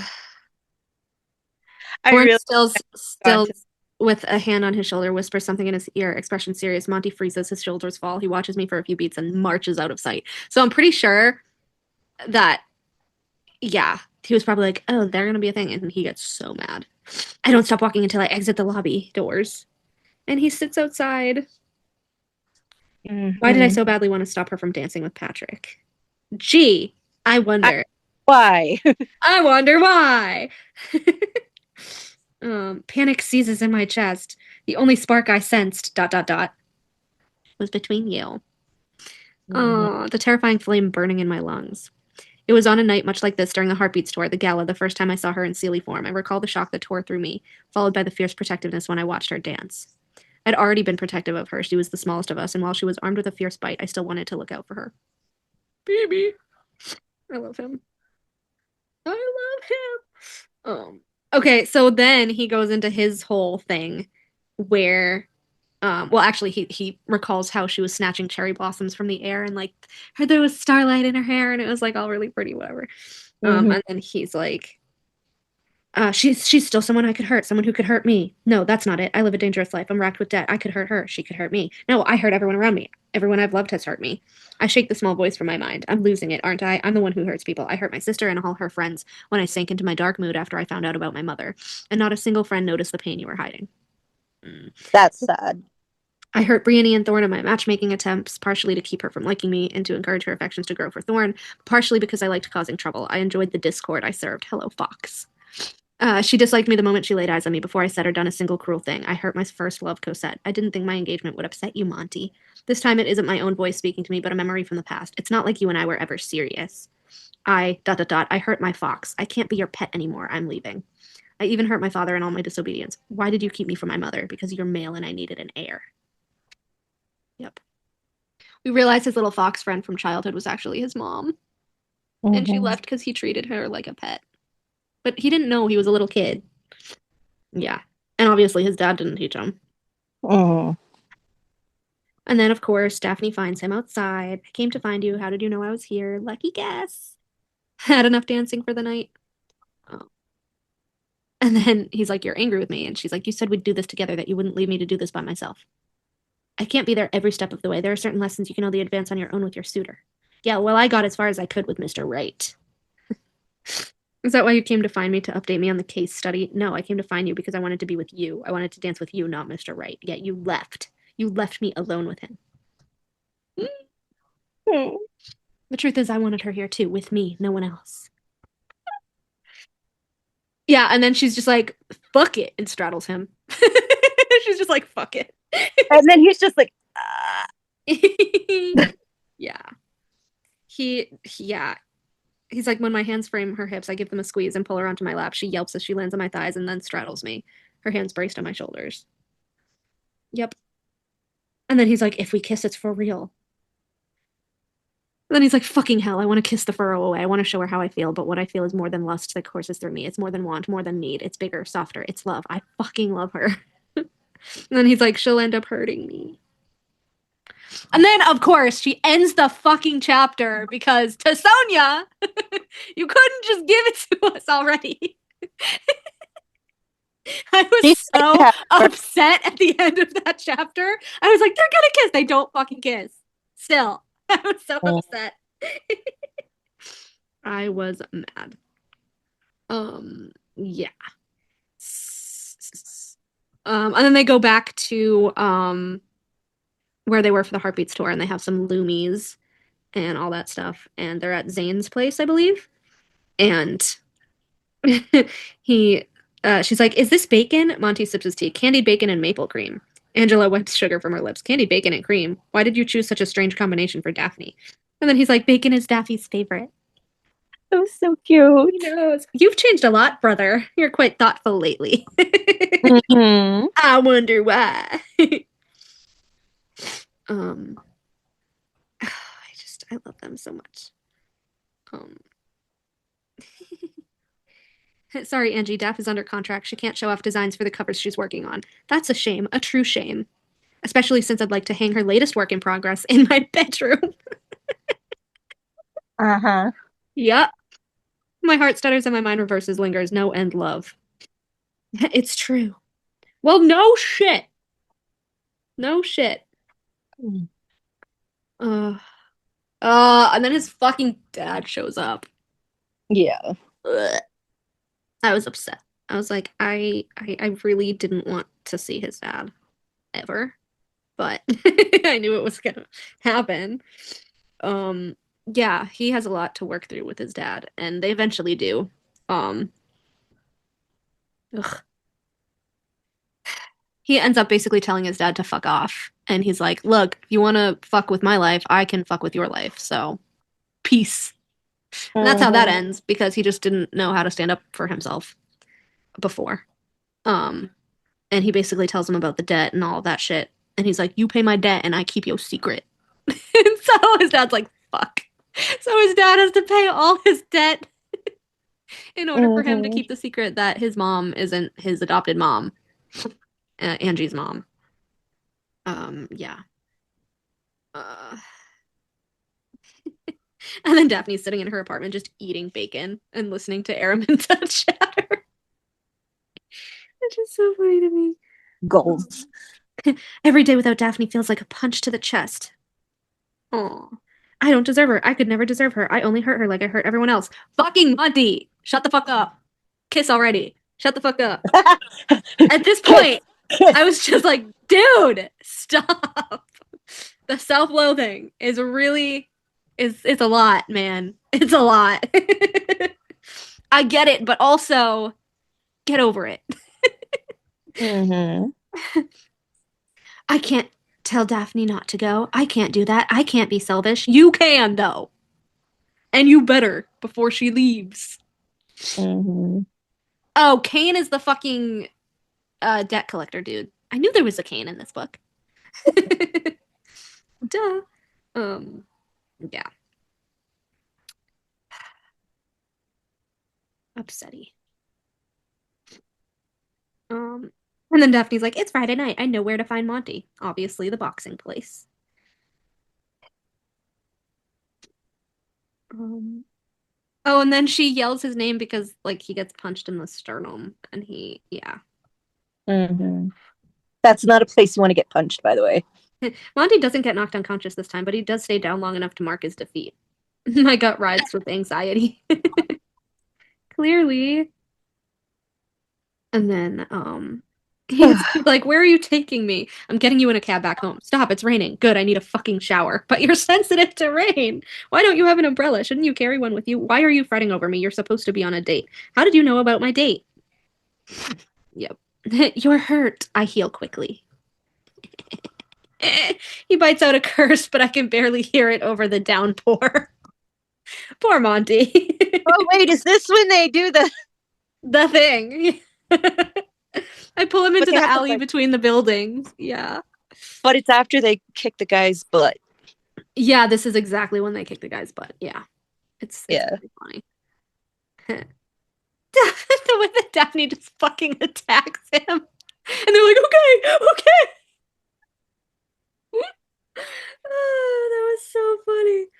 And then she asks, like, "What's your secret?" And he's like, "I can't tell you. I physically can't tell you because of magic."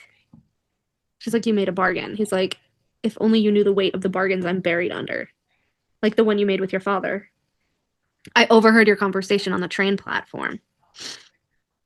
After my engagement to Brienne ended, I assured my father I would never marry. I convinced him I would mess it up again and again, that I couldn't be his heir. He was at his wit's end and made the only good choice he's ever made, disinheriting me and naming Angela his heir, but not before I made a bargain that I would return to my place if I ever settled down. In precise terms, I would return to the family if I ever courted someone, and would reclaim my role as heir if I ever married." Oof. And now we know why he didn't want to get close to Daphne. Yep. You used to be a bargain broker then to conduct the bargain between you and your father. Yep. And then she actually puts it together, and she's like, She's so intelligent. she's like, "A bargain broker is necessary for bargains forged between humans or even between fae if a formal record is desired." Monty stills at the question, shoulders tense, his eyes go wide, cornered prey. The remaining pieces click together in my mind. I heal quickly. I'm sensitive to rain. My eyes rove over his rounded ears, then the bruises marring his skin. It only occurs to me now that while I've seen him beaten up and noticed scabs on his knuckles, his wounds have never been there long. Why would a human consider himself a fast healer? Why would he be sensitive to one of the elements? And then she's like, "You're half fae." Ta-da! He steps back so suddenly he looks as if I punched him in the chest. You can't know. I can't tell anyone. I can't let anyone find out. I can't. She's like, you didn't. I figured it out. You didn't let me. I figured it out. Yay. I'm so glad she's so smart. She's so smart.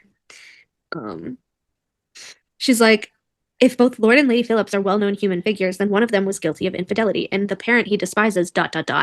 Your father had an affair. Your mother was Fae. Yep. He sucks in a breath, but no answer. She's some kind of fire Fae, isn't she? Yep. Did you never meet her? I knew her for a time, but I never learned her name, and I had no idea she was my mother. He said, I was raised to believe that Angela and I had the same mother, but Lady Phillips is the reason I found out the truth. She was overly fond of drink and made an inebriated comment about how I was just like my mother, and it was a shame she couldn't watch me grow up. When I confronted Father about it, he tried to play it off, but I refused to give in. Finally, he explained the truth. My mother had been a courtesan, and he coerced her into giving me up upon my birth, convincing her I'd have a better life as a respected human couple's son than the bastard of a Fae prostitute. By the time he told me this, I was 15 and my mother was long gone. And then she's like, but you said you knew her. She used to sneak onto my family's property in unseelie form. She left because I treated her like a pet. Your mom was your animal friend, the fennec fox. Yep. It's the whole thing, the whole song and dance. And he's like, he's gonna use it as leverage, And she's like, you can literally, like, you both have secrets on each other. Like, if he doesn't pay your debt and leave you be, you can tell everybody that he had an affair. Like, you're the one with the secret, dude. Like, you're the one with the power. And he's like, oh. I never thought of that. Oh, man. But yeah, and then they, he confronts his dad. He does that. His debts are paid and all of that. His father leaves him alone because he's like, I will fucking tell everybody your secret if you don't. And he's free to be with Daphne. And then they go to his place and ring-a-ding-ding, everything. And have a lot of fun. And then they Also missed part of the alleyway. Huh? You also missed part of what they do in the alleyway. Oh, yeah. They got kind of hot and heavy in the alleyway as well. They did the deed in the alleyway. Yeah. Finally. After she, like, bit the dude's fucking face off. No. But yeah, they were both kind of bloody, and I thought that was a little bit gross, but that's me. Because they both had this dude's blood in their mouth, and they're just, like, making out. And I was like, could have done without the blood in the mouth. The alleyway. I could have done without the blood on the mouth. I mean, it's called feral. I know. And then he gets a call from a detective who finally found his mom, Hugh Oliver Whitwood, on the train platform, and Araminta goes with them. And it turns out that this is the same detective who was looking for Araminta for breaking and entering into widows' properties. So Monty gets to see his mommy again, which was like, oh my god, that was one of the best scenes ever. And then subsequently, right after, Araminta gets arrested and dragged away. And that's how that ends. And then book 3 is Araminta's book with Detective Whitwood. You also forgot somebody takes the knee and proposes to a certain somebody. Mm-hmm. You say it. I did. They have to find out. Well, now that you guys have, like, all the spoilers almost, you should still read the book. I mean, granted, if you're watching this episode, you should have already read the book. But that's that. Yeah, we jumped around a little bit, but it's okay. We're gonna set up a specific template for book club episodes going forward because we can't seem to stay on track. And yay, neurospiciness. We're gonna be more organized. I'm gonna find a template or make a template or something with little, like, I don't know, little, what do you call it, sections of the episode. So this is only our third. This is only our third book club episodes. So we're going to get better. We're going to get more organized. 2026 will be our year. Our third. It's like our what, fourth or fifth? Mhm. What? We did Funny Demon Valentine, we did Rivalry, and then this one. We haven't done any of the others yet. They're on the roster. My brain hurts. They're on the roster. That's why I said we have so much to schedule because we haven't done any of them. 2026 will be our year. We say this every year. We're going to be more organized next year. Enter season 4. Watch, season 15 will finally get it organized. Yeah. Oh my God. Can you believe it's almost season 4? You joined mid-season 2. I know. Oh my gosh. Well, granted, season 1 was only August to December of 2023. And True. at that time, we were doing an episode every week, I think. So we had like 18 episodes season 1. So our anniversary is always a year under the season that we are in. So next year, August 13th of 2026 will be our 3rd anniversary. August 13th of 2023 was the first episode. I can't believe it's 2026. Holy shit, dude. But anyway, thanks everyone for joining us for another feral episode of Book Club. I know we hopped around a lot. Again, we will be more organized at some point. At some point. We'll find a template. Before we do the other books, we'll find a template. And y'all need to read the book. Yeah, and y'all need to read the books. Okay, you need to join our Fable book club because these are the books that we're going to be doing episodes on. It is the same name, A Court of Fairies and Fiction. Look it up under clubs on the Fable app and join us. And actually, everybody who joins from now through January 31st will be entered to win a free ebook of Elemental Awakening, which is going to be our February book. It's an indie debut by Bobby Workma. Which has been going around on Instagram and everyone has been excited about it. And the ARC readers have given it rave reviews. So we're excited to jump into that. And yeah, join us on Fable. Watch our episodes. Share us. We have a Facebook page now. We have a Threads and we have a TikTok and we have an Instagram. So we are on all of the things. Follow us. Good night.